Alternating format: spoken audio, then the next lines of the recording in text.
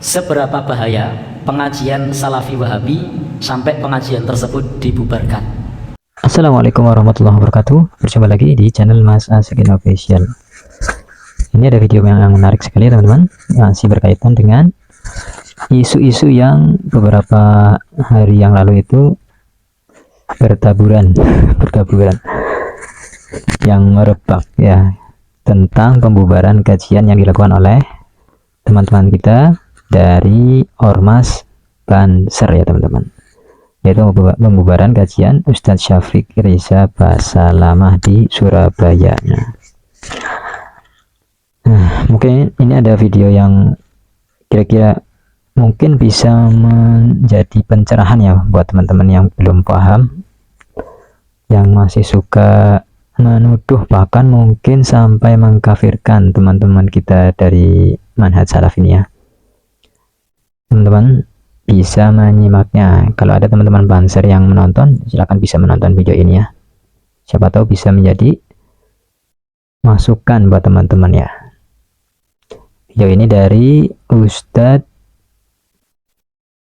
dari Muhammadiyah ini ya, dari Muhammadiyah dari Ustadz Mujiman ya. Bisa teman-teman simak, silakan. Baik, ini ada pertanyaan.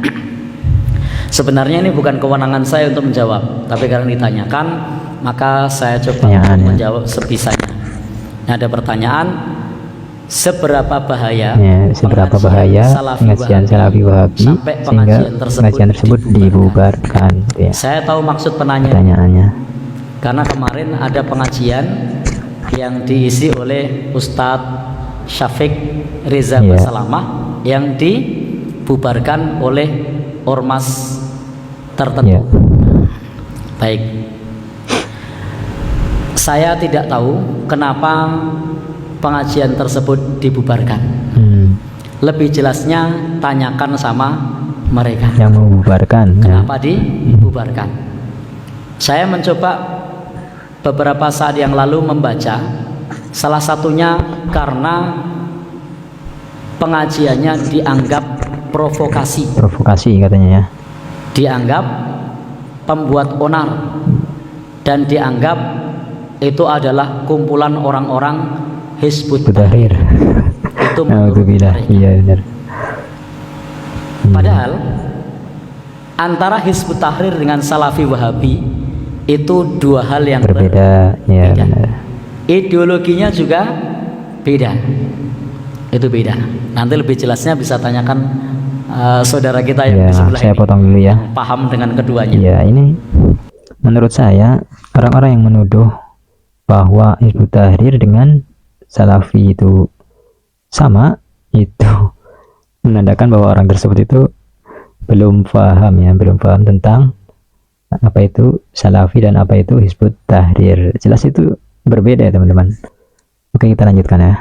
Yang pertama, Salafi itu taat dengan penguasa yang sah, meskipun penguasanya taat itu dengan penguasa zalim. Salafi itu taat dengan penguasa yang sah meskipun penguasanya itu zalim. Sehingga tidak benar kalau dikatakan bahwasanya provokasi, karena Salafi itu taat dengan penguasa yang sah meskipun pemimpinnya zalim. Nah, Hizbut Tahrir beda. Hizbut Tahrir itu ya, ini beda nih dengan Hizbut Tahrir. Hizbut Tahrir itu salah satu tujuannya adalah untuk mengimbangi dominasi media dari pemerintah, sehingga isi dari media Hizbut Tahrir itu adalah kritik terhadap kebijakan-kebijakan pemerintah. Sementara kalau Salafi oposisi berarti ya, itu jangankan untuk mengkritik, ngerasani saja mereka tidak berani. Yaitu jadi orang Salafi ngerasani saja tidak berani. Apalagi itu jangankan mengkritik ya, tapi kalau ngerasani saja itu tidak berani mengkritik kebijakan pemerintah. Salafi tujuan dakwahnya adalah menegakkan tauhid. Kalau ditanya apa tujuannya, dakwahnya adalah menegakkan tauhid. Kalau Hizbut Tahrir tujuannya apa? Menghidupkan kembali khilafah Islamiyah. Jadi tujuannya adalah khilafah menghidupkan Islamiyah, kembali yaitu khilafah kalau Hizbut Islamiyah. Tahrir menghidupkan Jadi kembali beda. khilafah Islamiyah. Maka tuduhan itu tidak benar karena beda. Beda ya. Jadi barangkali Iya. mereka berkumpul pun antara Hizbut Tahrir dengan Salafi ini tidak ketemu secara ideologi, karena yang satu anti mengkritik pemerintah, yang satu suka mengkritik pemerintah. Yang satu tujuannya adalah Iya. menegakkan tauhid, yang satu tujuannya adalah mendirikan khilafah. Dua hal yang Khilafah berbeda. berbeda. Jadi tidak benar kalau yang dimaksud seperti itu. Kemudian terkait dengan Salafi ini juga berbeda dengan Muhammadiyah. Kalau di Muhammadiyah ketika Ramadan itu Ya, menggunakan kriteria Muhammadiyah. wujudul hilal, hisab. Hilal. Sementara kalau Hisab. Salafi tidak pakai hisab, wujudul hilal, tidak pula pakai imkanur ru'yat sebagaimana pemerintah, tapi siapapun pemerintahnya, apapun kebijakan pemerintah itu tentang kapan puasa akan ditaati. Itu Salafi. Sehingga Itu, ketika Salafi ya dituduh sebagai organisasi yang anarki, yang provokasi, yang melawan kepada Pemerintah. penguasa, maka itu NKRI. tidak benar. Tetapi Iya, kalau kemudian itu menandakan disebut orangnya belum paham ya, sebagai yang menuduh. organisasi salaf disebut organisasi, itu juga tidak benar. Karena salaf Iya. itu tidak ada pimpinan pusatnya, tidak ada pimpinan Bukan organisasi. daerahnya, tidak ada pimpinan wilayahnya, tidak ada pimpinan cabangnya, tidak ada pimpinan rantingnya, dan tidak punya anggota pasukan keamanan. Kalau Muhammadiyah kan punya kokam, ormas sebelah Iya. juga punya. Kalau Salafi enggak, karena memang bukan organisasi. Salafi itu bukan organisasi. Kalau Iya. Hizbut Tahrir, betul, Hizbut Tahrir itu organisasi dan sudah dibubarkan organisasinya. Kenapa harus diungkit-ungkit lagi? Sudah dibubarkan organisasinya Hizbut Tahrir itu. Iya. Tapi kalau Salafi itu bukan organisasi. Maka Bukan ketika organisasi ya. banyak para thalibul ilmi yang pulang dari Universitas Islam Madinah, yang pulang dari Timur Tengah, yang mereka kemudian berdakwah di negeri kita, yang mengusung satu tema dakwah untuk kembali kepada Al-Quran dan As-Sunnah, Al-Quran dan untuk As-Sunnah. tasfiyah, memurnikan ajaran Islam. Maka Mereka ajaran Islam. itu adalah gerakan mereka. Itu adalah kesadaran siapapun yang mereka ingin kembali kepada Al-Quran dan As-Sunnah. Jadi tidak As-Sunnah. punya organisasi, tidak punya organisasi. Iya. Dan bisa jadi Salafi yang ada di Jogja dengan yang ada di Jawa Timur, dengan yang ada di Jawa Barat, alumni dari Yaman, alumni dari Saudi, itu punya fikih yang berbeda. Jadi punya fikih Iya, yang betul. berbeda. Ada yang kepada fikih Syafi'i, ada yang ke fikih Hambali, ada Hambali. pula ke fikih-fikih yang lainnya. Jadi kalau kemudian disebut organisasi, Salafi bukan organisasi, Bukan tapi itu adalah organisasi. manhaj, itu adalah metode Manhaj. dalam berdakwah, Metode untuk dalam merujuk berdakwah. kepada Al-Quran dan As-Sunnah. As-Sunnah. Kalau demikian, maka diakui atau tidak, Muhammadiyah itu adalah pelopor gerakan kembali kepada Al-Quran dan As-Sunnah. Iya betul. Sebelum Sebelum saya ada dakwah maraknya salaf ya. seperti saat ini, adanya Dahulu dakwah dari Muhammadiyah sudah saudara-saudara kita salaf, mendahului. Muhammadiyah itu sudah menyatakan diri sebagai gerakan tajdid, gerakan pemurnian. Tajdid itu artinya pembaharuan. Tapi pembaharuan dalam agama itu adalah kembali kepada sumbernya, bukan kemudian dipoles, bukan. Kalau agama tajdid, pembaruan, itu artinya kembali kepada sumbernya. Sehingga dalam hal Sumbernya. ini di Muhammadiyah sesungguhnya manhajnya sama, mengajak kembali kepada Al-Quran dan As-Sunnah. Al-Quran dan Mengajak As-Sunnah. kembali Ya, kepada sama ya. bimbingan para Muhammadiyah dan salafus soleh, salaful ummah. Salafi itu sama. Mengajak kembali kepada bimbingan Rasulullah Sallallahu Alaihi Wasallam. Wallahu alam. Assalamualaikum. Ya itu ya, teman-teman. Jawaban dari Ustadz Mujima nih, Ustadz dari Muhammadiyah. Kira-kira begitu ya. Kira-kira dakwah salafi itu ya sama seperti Muhammadiyah. Bahkan dahulu Muhammadiyah itu lebih dahulu mendakwahkan dakwah mengajak kepada Al-Quran dan As-Sunnah, sama seperti salafi, seperti itu. Cuman perbedaannya kalau dalam salafi itu tidak ada organisasinya ya. Tidak terorganisasi.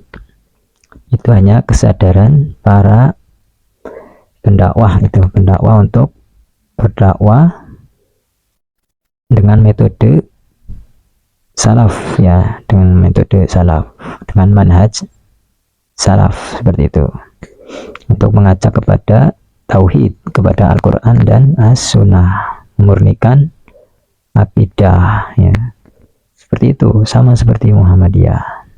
Cuma kalau di dalam Muhammadiyah itu kan terorganisasi ya teman-teman, ada ketuanya, ada wakil, ada cabang-cabangnya, seperti itu ya teman-teman. Bahkan ada laskarnya ya, kokam, seperti itu kan. Kalau di dalam NU itu ada banser, seperti itu. Jadi itu ya teman-teman ya. Kemudian ada satu video lagi ya teman-teman, ini tentang penyebutan Wahabi ya. Penyebutan Wahabi ini ternyata dahulu Muhammadiyah juga mengalami hal tersebut ya teman-teman. Ini menarik sekali ya. Iya, dahulu Muhammadiyah itu mengalami juga dicap Wahabi sebelum dakwah salaf. Ya, mereka sudah merasakan terlebih dahulu. Oke, kita simak videonya. Masih sama dari Ustadz Mujiman dari Muhammadiyah. Dan yang dicap Wahabi sama-sama dicap Wahabi. Jadi Muhammadiyah sudah lebih dulu dicap Wahabi. Salafi. Nah, kemudian ada yang lebih tegas, maka cap Wahabinya pindah Berkurang. ke Salaf. Muhammadiyah sudah sedikit berkurang karena Muhammadiyah agak lembut, jadi cap Wahabinya sudah berkurang. Tapi cap Wahabinya pindah ke Salaf. Jadi sama-sama pernah dicap ya, itu ya, Wahabi. Muhammadiyah lebih ternyata dulu dahulu dicap juga Muhammadiyah Wahabi pernah dicap dibandingkan sebagai Wahabi. Tapi bagaimana, apa yang teman-teman dari NU itu, dari Banser, Ansor misalnya, menilai setelah Wahabi ini ada di Indonesia, apa yang dirasakan? Apakah ada ini kehancuran negara, bagaimana? Buktinya nggak ada kan? Nah, mereka Muhammadiyah sudah terlebih dahulu di sini ya kan, di Indonesia. Bahkan Muhammadiyah itu lebih dahulu ada ya kan, dibanding dengan NU ya kan. Coba teman-teman bisa lihat referensinya, tahun berapa Muhammadiyah dibentuk, kemudian NU tahun berapa ya, seperti itu ya teman-teman ya. Jadi kita tidak usah saling menyalahkan satu sama lain ya, mengecap dengan label-label tertentu seperti itu ya. Kita ini sama saja, masih satu akidah, yaitu Ahlussunnah wal Jamaah ya. Cuma yang membuat berbeda itu masalah furu'iyah, fikih, amaliyah, seperti itu. Jadi siapa yang benar? Yang benarnya itu yang mengikuti Al-Quran dan As-Sunnah. Dari siapa saja, baik dari NU, dari Muhammadiyah, dari Salafi, dari Persis, dari mana lagi itu yang lainnya ya kan. Siapa saja mereka yang mengikuti Al-Quran dan As-Sunnah, itulah yang benar ya kan. Tapi kalau yang melenceng dari Al-Quran dan As-Sunnah, itu yang menyimpang, seperti itu ya.